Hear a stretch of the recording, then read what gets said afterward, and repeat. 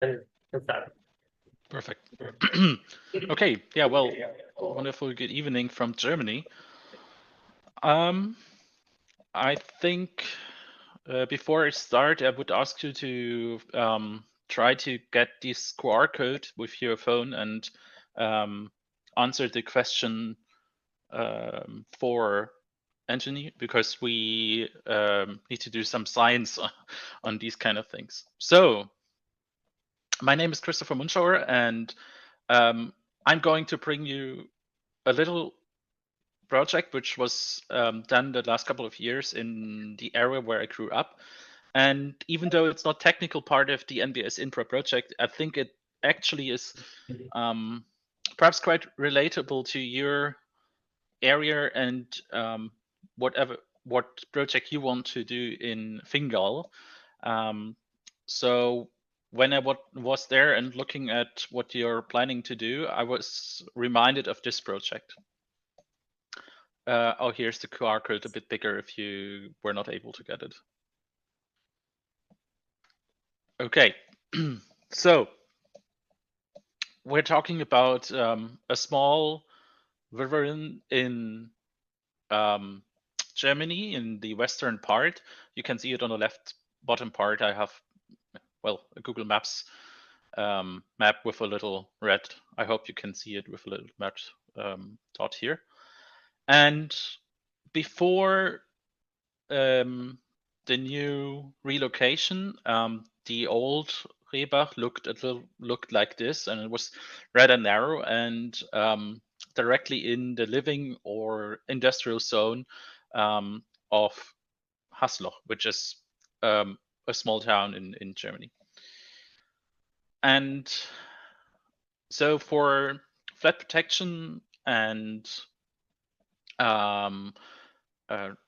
also other reasons, they decided to relocate the river away from the industrial zone, or specifically more from the living areas. And you can see here that in the picture from Google Maps, it's quite, I think it's still a picture from 2022, so it's really fresh, and you can still see where the new area has been or where the new relocation has took place to. And on the right side, you can see the planning which was followed. So in order to achieve this, they used existing systems. So there were old water systems. On the right side, you the small blue, light blue dotted line, which follows more or less existing water systems in order to not disturb the nature too much, and more specifically, also use existing land features. And what you can see here is now a simulation of what happened or what's supposed to happen during a 100-year flooding scenario. And I can affirm that this definitely happens, especially since there's where this big yellow arrow points to, there's rather narrow part, and it tends to clog up during high water periods, and we had to clean this up in the past a couple of times, and it led to flooding in the surrounding areas. So this is definitely quite feasible. And on the right side, you see a bigger picture, or the bigger area, and especially what happens if the barrier, you see it in the red dotted line over here, if this gets perforated, then there's a big problem and possibility of the water going into the whole town. And this is said barrier, so the fears are actually, quite, it is possible, let's say that. So with the new approach, you can see on the top HQ 100 and HQ 50, which is a flood reoccurring every 100 years. So the size of the flood approximately every 100 years, approximately every 50 years. And you can see that the flooding is definitely reduced with the new approach. So it is mainly made for flood protection purposes that this decision was made to relocate Rehbach. And part of it is in the beginning on the left side. You can see a new barriers, and the other part is that the new Rehbach was going to be further south in the forest. So in July 2021, they finished the first part of cutting down trees and clearing the area. And yeah, so I think it was a little bit earlier, but that was the time when I visited my hometown. And yeah, since it interested me already, I always took pictures. And I'm able to present you now a couple of pictures from the years following. So 1 year later, you can see that now they started to flood the zone, and you can see that plant growth was rather well slow in the beginning, and we had quite a lot of sands, even though some plants were planted, as you can see in some of those pictures. And of course, it takes some time until those plants get started. But already 2 months later, you can see that smaller plants are starting to grow. And yes, so in overall, what you can also see is that it's in a really sandy area. So the pure fine sand is, of course, really nice to play in. So there were quite a few locals who used it as a recreational area, and was really great for the kids to play in, even though it was not supposed to be. But more on that later. Okay, so 1 year later, again, you see now that even more plants have started to grow, and actually the whole system seems to be developing as intended, and we have really nice development of the ecosystem and its surroundings. Then in winter of 2023 and beginning of 2024, we had high waters. We had some flooding in other parts of Germany. In this area, it was just lots of rain and not necessarily flooding, but I think a first test for the system. And even though some parts, so for example, the stones you can see on the left, where some of them were washed away. So once you could go over them to cross the Rehbach at this point, but now you can't anymore. And also it came to some relocation in the system because of the bigger floods or bigger water levels. But overall, the system did cope really well and showed some great resilience to this higher levels of water. And in 2024 now, it really looks like an actually functioning ecosystem.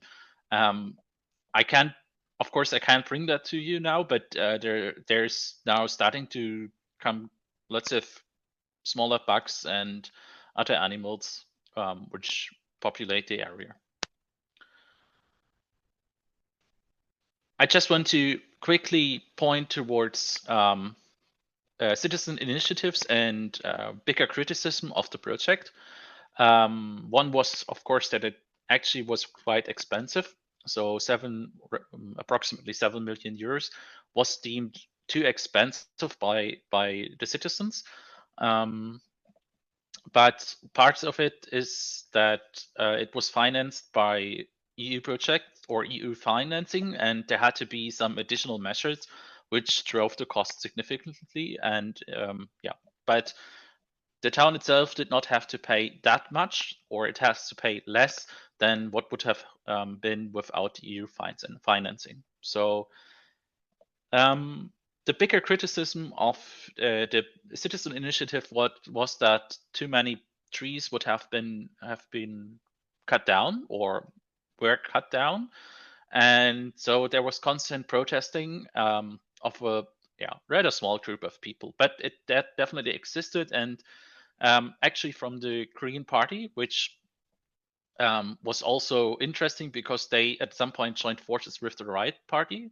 And so this is something which perhaps is interesting to note, that the politics of it, of course, can be unpredictable, and people tend to go with emotions and of course not with rational interest. So yes, this was one part. And also what I would like to show you is that there is, of course, always this tension between natural recovery or conservation, nature conservation, and the need for local recreation. And I think this is something which is definitely true for most NBS, that people, if you create such a nice ecosystem or such a nice system, that people want to go there, and they will go there. So you can put up as many signs as you want, and you can try to put up natural looking barriers.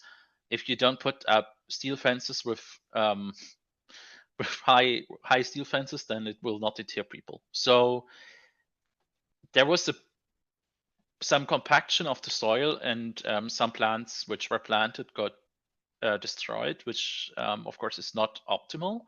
And also we had problems with waste and fires. So in the end, there was a big discussion to put up garbage bins and of course actually create walking paths. And they partly did, but they partly don't, because still it's part of EU financing, and they're supposed to be as natural as possible. So this is a big problem, which yeah, people will solve themselves if you don't get ahead of them, basically. Okay, I think that's it for me. There is, of course, now another question there. Anthony, please correct me if this is supposed to be now or later after all other presentations. Yeah, Chris, thank you for but we have, yeah, this should go for after all the presentations. Okay. And after Q&A sessions, but we already have distributed this, but also people can scan your QR code. Well, thank you. And considering regarding the challenges and issues that critics that they were presented, I'm thinking that maybe this approach of citizen assembly can resolve such a conflict, since the goal is to enable justified participation for all the others. Thank you for your presentation, and I would like to ask you to stay with us for the Q&A session. But before that, I would like to give a floor to Roshin and Kevin, since they have joined presentation.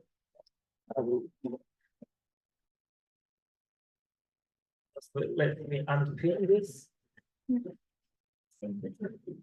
Okay, remove pin.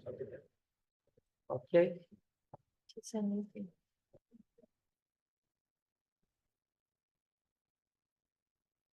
And Roshin will give us introduction on the planning documents on single source, and let's see how it's the situation in there.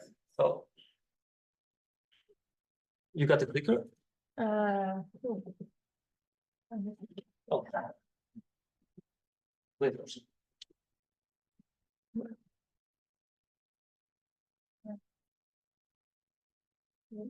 Okay. Thanks everybody for having me along this evening. My name is Roshin Burke. I'm a senior planner in Fingal County Council, and I work in planning policy. So what I am looking at today is how we integrate national and European policy into our own development plan for the county, and then indeed the local plans that we use across the county. And then Kevin will talk about it within projects itself. We have our own climate action plan in the county. It was adopted earlier this year.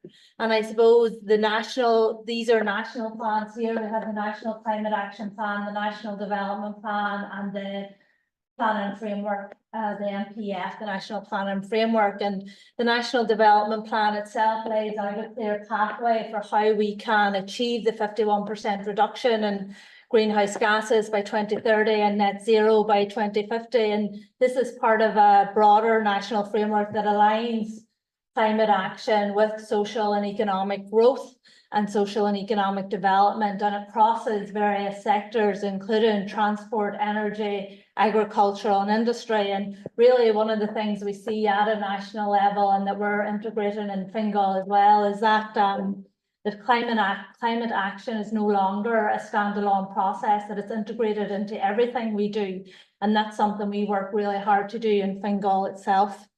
From a planning point of view, the National Development Plan, you know, it's deeply embedded within that climate action, and this is an investment strategy, how the government will spend our money essentially until 2030. And one of the things that it did, you know, obviously public transport is one of the key things, but in developing this policy and this National Development Plan, for the first time, it included an assessment of the impact each project would have on the climate. So every department that was putting forward a project for the National Development Plan had to carry out an assessment on on each measure and what the impact would be on 7 specific climate and environmental outcomes. So again, that's speaking to that broader view that this is something we have to do in everything we do. It's not a standalone action, and we must consider it wherever we live. And equally in the National Plan and Framework that it was out on draft until Thursday of this week, it's about, you know, when we talk about promoting compact development, it's because we can then provide better public transport services, we can provide better active travel, and that in turn helps us build a more resilient place to live and improves our quality of life. And it's bringing that climate action and then obviously their nature-based solutions into everything we do. So just, I suppose, to kind of go back a bit in terms of the planning process itself. So planning in Ireland is generally divided into 3 components: the forward planning, which is our planning policy; the development management, which is dealing with planning applications, with how we implement that policy; and then enforcement, which is when that doesn't work at all. And forward planning, which is what I deal with in the development of policy, is what we call a reserved function. And that means that it comes to our local elected members and they have to agree and they pass. So when I talk about the development plan, it's adopted by the local members. So it's a really important local democratic function that we have in this country.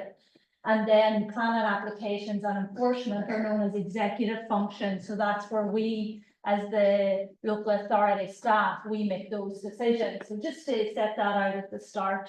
And then in developing a development plan, there's things we have to have regard to. So, you know, we're always aware we're managing scarce resources. We have a finite amount of land in Fingal, and how do we consider what's the best approach or the best land use, the best use for that land?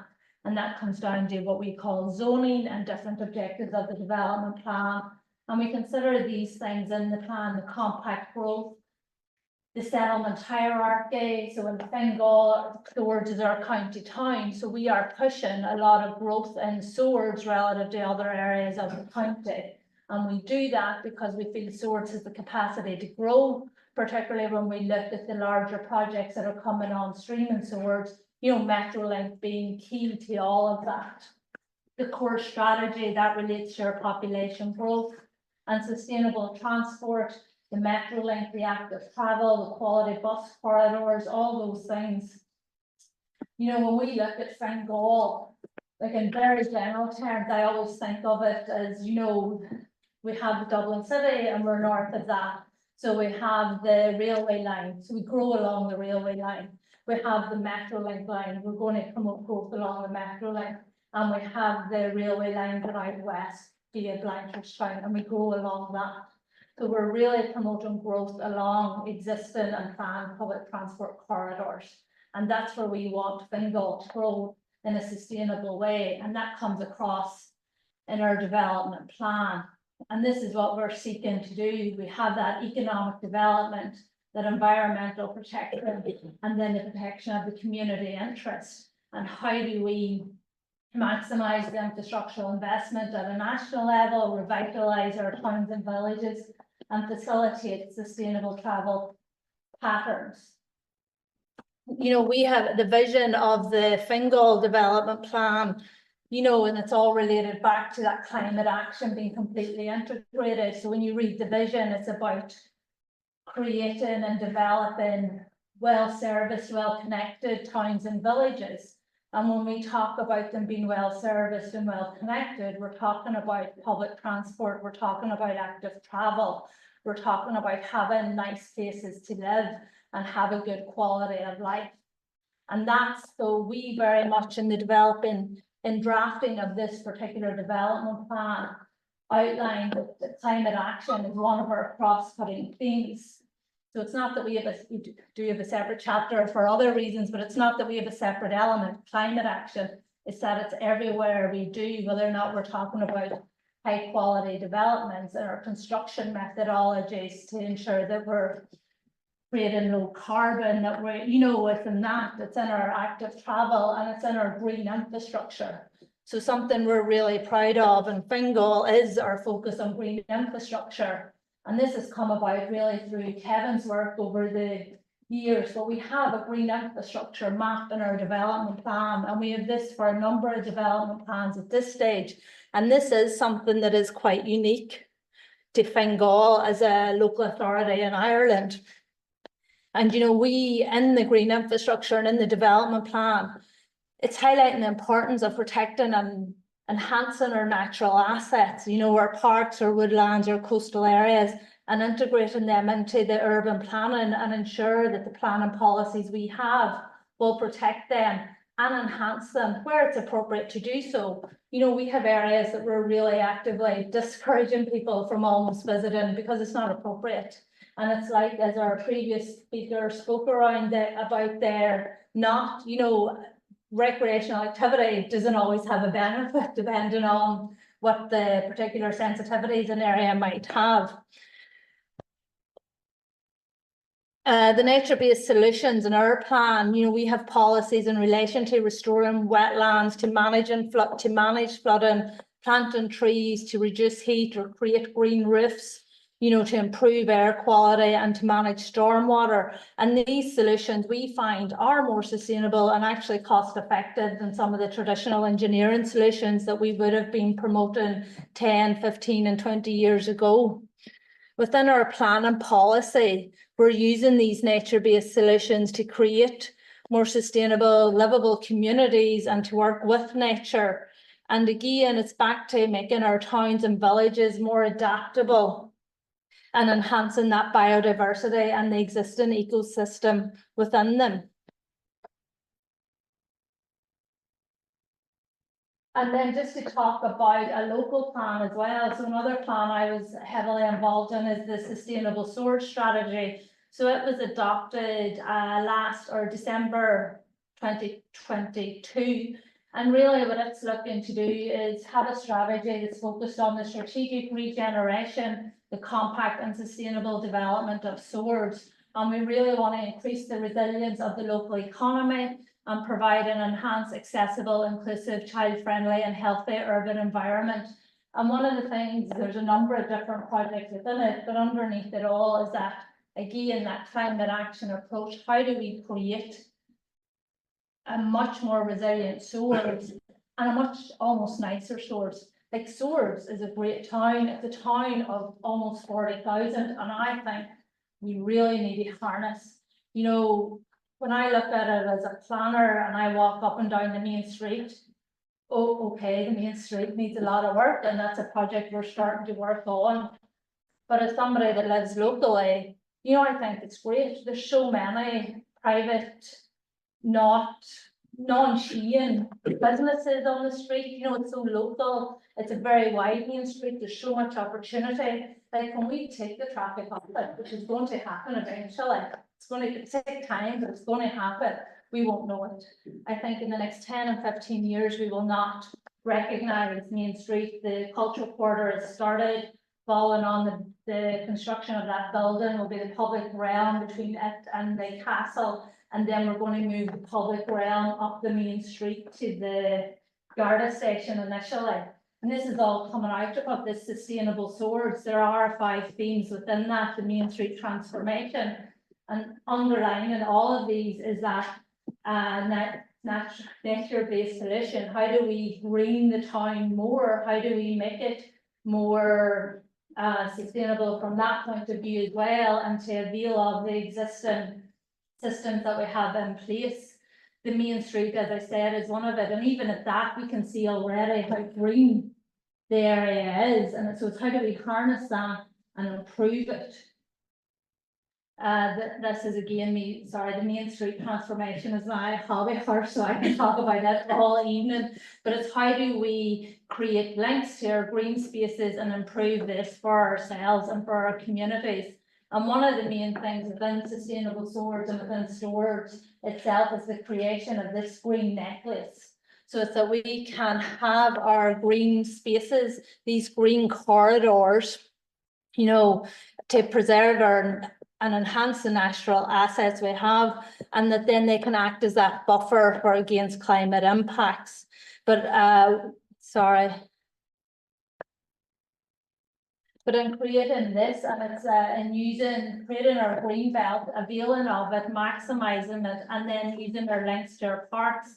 And one of the projects Kevin will talk about is our River Valley Park Development Plan, which is really going to emphasise how we do this and how we harness the nature-based solutions within Fingal. And it really shows how that policy approach from the national level to our development plan, to our local plan, and now we're using it in a project itself and how it all ties together. I think, you know, climate action and nature-based solutions, they are ingrained in the Fingal development plan, and it's a major part of any new plans going forward. And that's how we hope to continue in terms of the policy approach. Kevin, I'll pass over to you. Thank you, Roisin. Thanks. Nice to see you.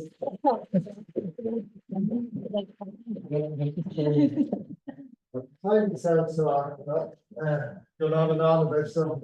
I'm Kevin Happy, and I'm head of Parks and Green Infrastructure with Fingal County Council. And my job really, in essence, is to take all the hard work Roisin does at forward planning and policy level, the planning, and turn that into really kind of projects on the ground. Learn from those projects, because every project we do, we learn from it. Go back to Roisin and say, look, we need to do the policy better, or we need to refine that. Then that trickles down into planning, and then we get a better set of projects. So that's the sort of way we operate, you know, try to do the circle of virtue thing. So I'm going to show you lots of nice, colourful photographs that try and give you a sense of the type of intervention, practical things we can do to mitigate and adapt to climate change, and also piece about educating and creating that awareness in people of the problem, but also the solution, mainly nature-based solutions. So that's the kind of focus I'm going to have. So there's no need for me to explain this. The evidence is there. Climate change is real. It's happening. We need to respond. We need to respond because it's having an impact on our lived existence, rainfall, floods, the heat. We don't think of that now, and the heat is actually changing our biodiversity very significantly. We need to adapt and mitigate. And we're mapping the effects. You can see here in Fingal the amount of events, the increasing amount of severe events that we're experiencing here. See between 2010 and 2020, the increase in extreme weather events, and after 2020, you know, the amount we've had since 2020 relative to the previous 10 years, it's all in one direction. We need to get it going in the other direction. And we don't, you know, this is a photograph from Fingal. We knew wildfires, and we need to have a response to that. And flooding there on this strand. These are part of our existence. We need to prepare, we need to have the policies right, we need to have the planning right, and we need to have the project. And here again, it shows you the frequency of coastal erosion events, coastal flooding, fluvial, this is rainfall events, and river flooding. They're all going in the wrong direction. So the response, the two main pillars, mitigation, adaptation. Mitigation, doing stuff that stops climate change in its tracks, and helps reduce it, and an adaptation that we make ourselves more resilient, able to deal with the effects of it, and crucially, getting people to understand it through things like this. So nature-based solutions are a big part of the solution, and they tick all the boxes here, or nearly all the boxes in the Sustainable Development Goals, which we're all signed up to. Every country through the UN, we need to be ticking these boxes, and that's why it's such a central plank of our policy and plan. We can't sort of pick and choose. We have to, this is something we've signed up for as a nation, so we really have to resource it. It's not sort of a maybe or what do you think? We have to do this.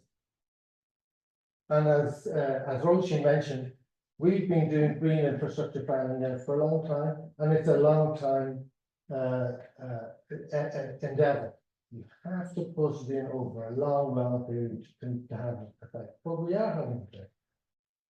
And this iteration of this goes back to, I'd say 12, 13 years at this stage. We've been building up our understanding of the county, of what we have, what we need to build on, what we need to protect, what provide us with resources to make ourselves more resilient. And we focus in now on source, as mentioned by Roisin and the Green Necklace, which we're knitting into all our thinking around the development of soils, which there is a huge focus on in terms of residential development, commercial development. So we need to do that in the appropriate way. We get the right policies, the right planning at the right point. So just going to talk about some of the multifunctional green infrastructure planning around soils itself. And this is the Ward River Valley, very significant piece of land that has been assembled through the planning process. Just didn't happen by accident that we have this river valley as open space in the middle of the town.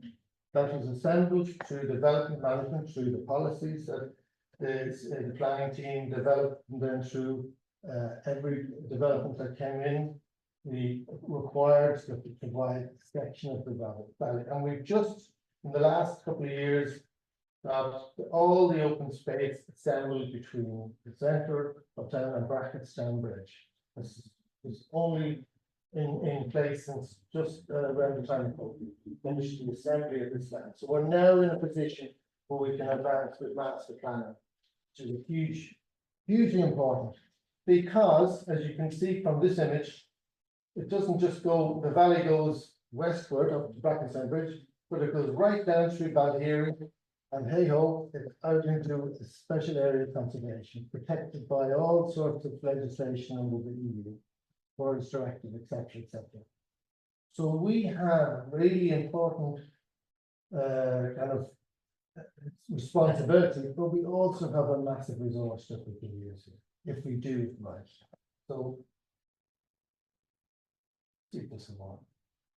So you can see the issue we're dealing with. This is grey infrastructure we're looking at, where you have surface water outfalls flowing directly. This is everywhere around the world, everywhere around Ireland in particular. You have surface water outfalls directly into an important river, a salmonid river, and that goes straight out into the special area conservation.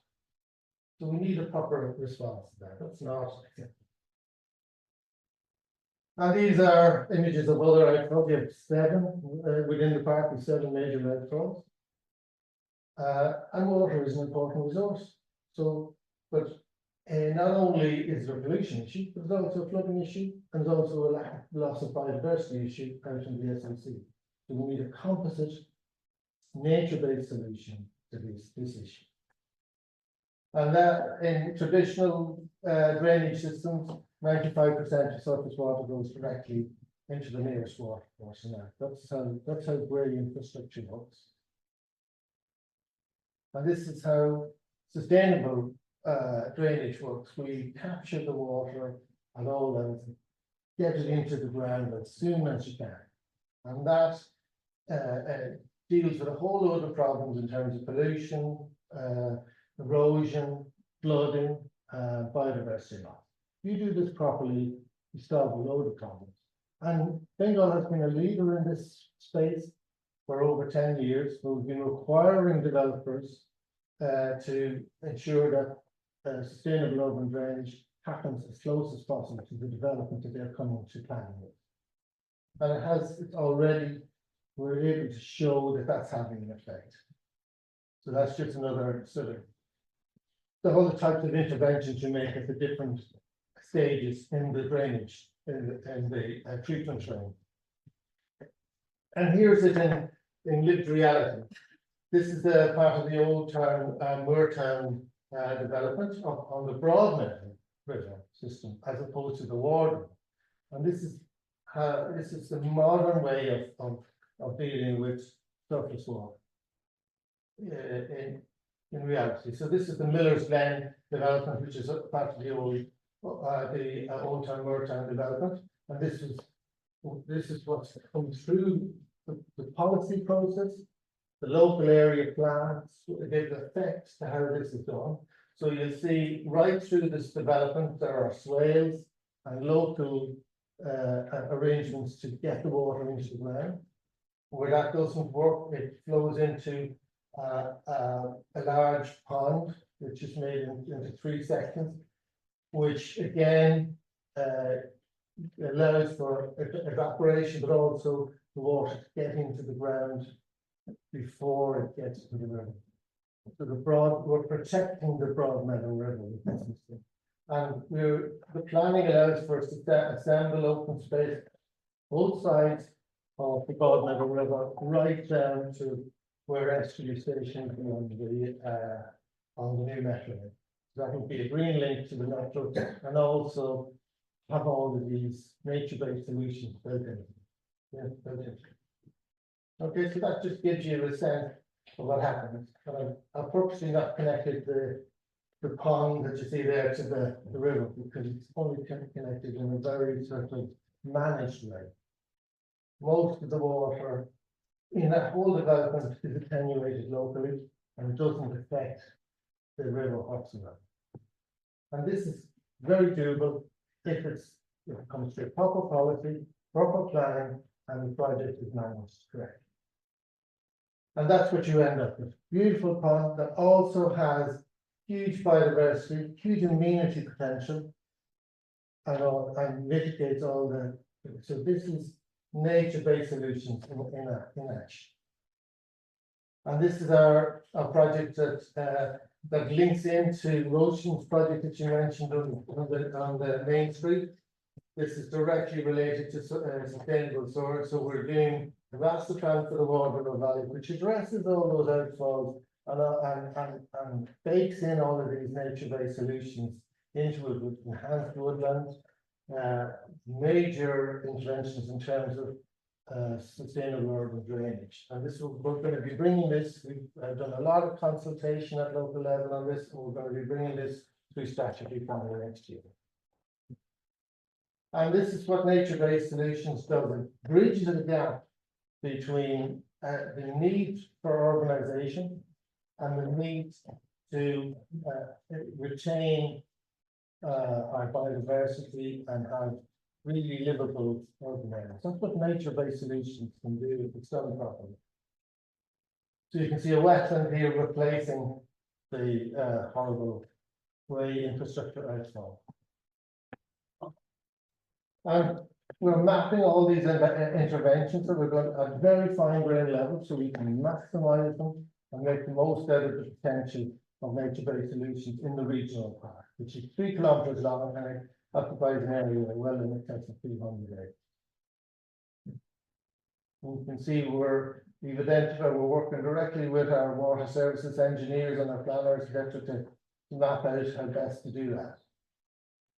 Again, allowing nature to do its thing, allowing areas for wet meadows, instead of rushing the water down, causing erosion. We've had situations in recent years where medieval burial grounds have washed away because of the amount of water that's coming into the park from development. Unnecessary for that to happen. Communicating this will be important because people will see changes in the landscape. They were, getting people to understand the benefits of water in their locality and wetlands and what that represents.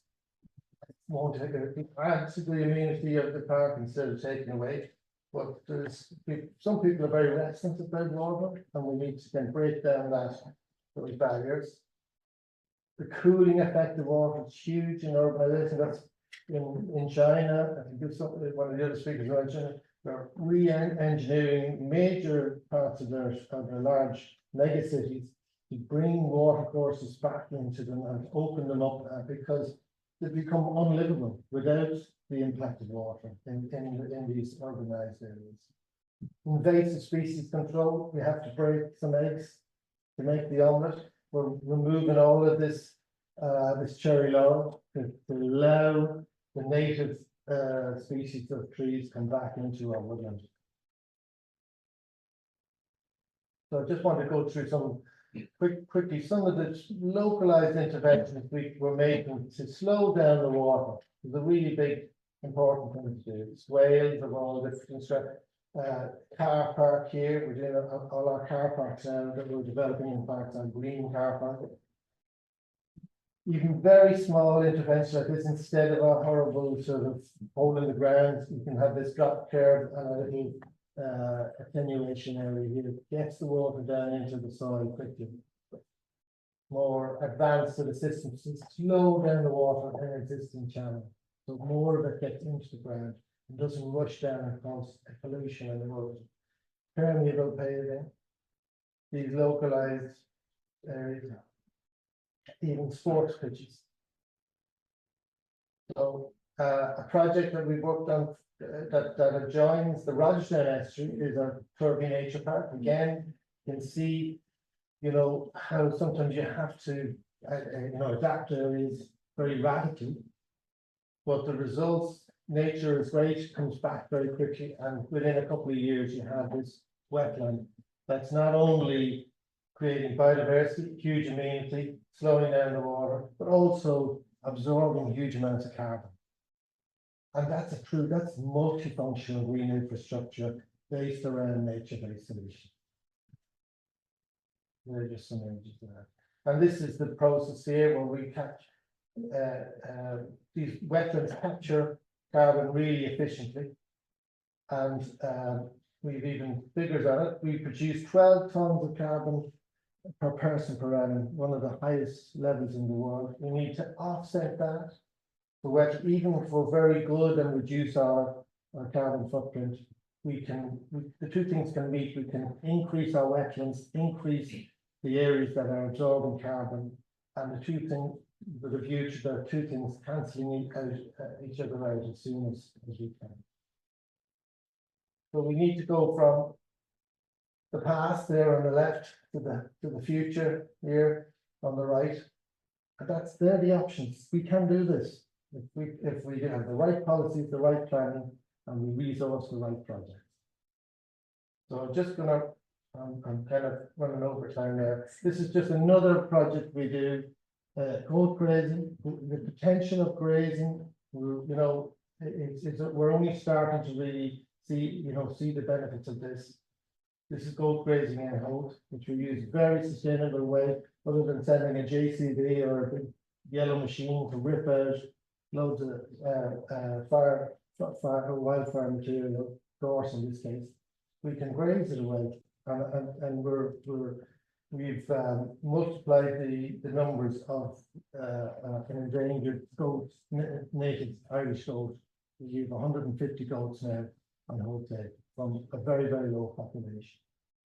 So another place we've used the goats here is in Brackenstown Wall Garden, which was totally overgrown.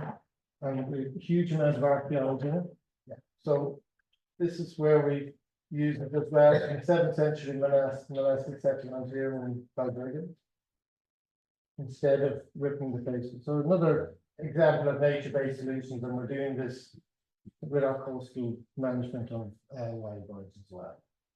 And our species-rich grassland in Newbridge is now regarded as top 5% in the country as well. So just there's a number of conclusions there. Water management is really key to nature-based solutions, helps with carbon sequestration. We need to provide more constructive wetlands, retrofit wetlands into our existing open spaces. And we need to do more research into how we can benefit from wetlands as well. And I've just mentioned briefly the grazing programs, there's many benefits to those as well. Totally natural and easy to implement. Okay, remarkable.